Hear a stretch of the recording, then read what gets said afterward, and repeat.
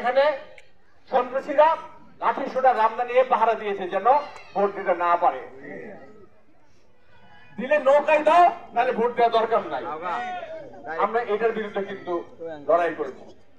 আমাদের বক্তব্য, আপনার ভোট আপনি যাকে ইচ্ছা দেন, আপনার যাকে যোগ্য মনে করেন তাকেই দেন, সেই অধিকার আমরা চাই। আমরা বলি না যে বিএনপিকে ক্ষমতা আনতে হবে। যদি বিএনপি যোগ্য হয়, যদি বিএনপি মানুষের আস্থায় হয়, এবং মানুষ যদি মনে করে, এবং মানুষ যদি স্বাধীন মতামতের মাধ্যমে বিএনপিকে ভোট দেয়, তাহলে বিএনপি সেবা করার সুযোগ নেবে। কিন্তু মানুষের এই ভোটের অধিকার যেন নিশ্চিত থাকে, সেটার জন্য আমরা লড়াই করেছি। আমরা বলেছি, আমাদের নেত্রী দেশনেত্রী বেগম খালেদা জিয়া বলেছে, দেশ বাঁচাও, মানুষ বাঁচাও।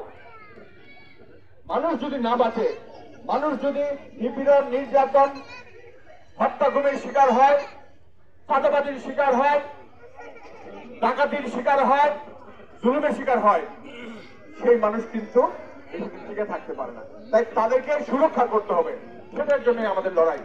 এ লড়াই আমরা প্রাথমিকভাবে বিজয়ী হয়েছি। একটি ফেসিবাদের পতন হয়েছে, আওয়ামী নেত্রী শেখ হাসিনা ফেসিবাদের মূল, উনি কিন্তু পালিয়ে গেছে। তাদের দোষরা এখনো কিন্তু বাংলাদেশে আছে, এখনো কিন্তু জুলুম, নির্যাতনের এবং ষড়যন্ত্রের মধ্যে আছে। তাদের বিরুদ্ধে আমাদের কথা বলতে হবে না। আমরা আর এই দুঃশাসন বাংলাদেশের মানুষকে দেখতে চাই না। আর তাই আমাদেরকে ঐক্যবদ্ধ হতে হবে।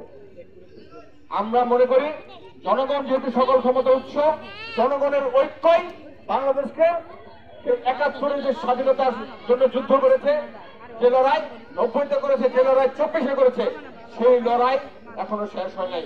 ঐক্যের মাধ্যমে আগামী দিনে সকল ধরনের ষড়যন্ত্রকারীর বিরুদ্ধে আমরা রুখে দাঁড়াবো।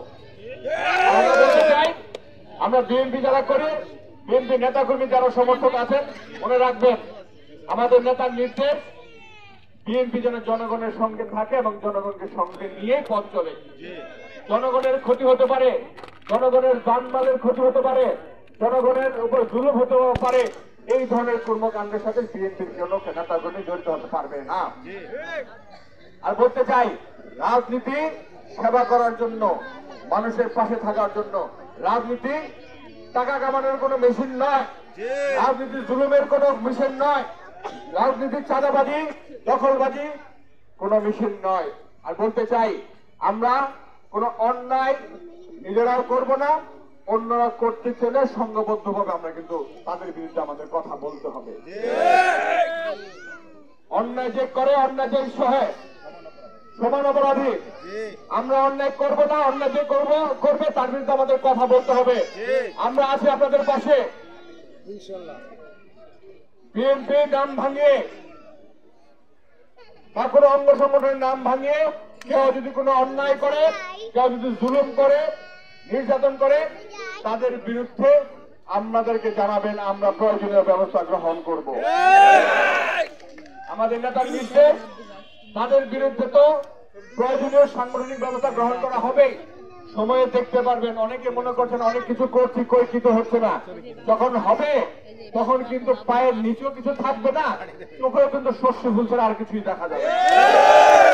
তাই বলতে চাই, সাবধান সকলের হওয়া দরকার আছে। শেখ হাসিনাও মনে করেছিল বাংলাদেশে আমার চেয়ে বেশি শক্তিশালী কে আছে, আমার কিছুই হবে না। বলেছিল, শেখ হাসিনা পালায় না, বেশি দিন না, ১ মাসের মধ্যে কিন্তু পালিয়ে গেছে।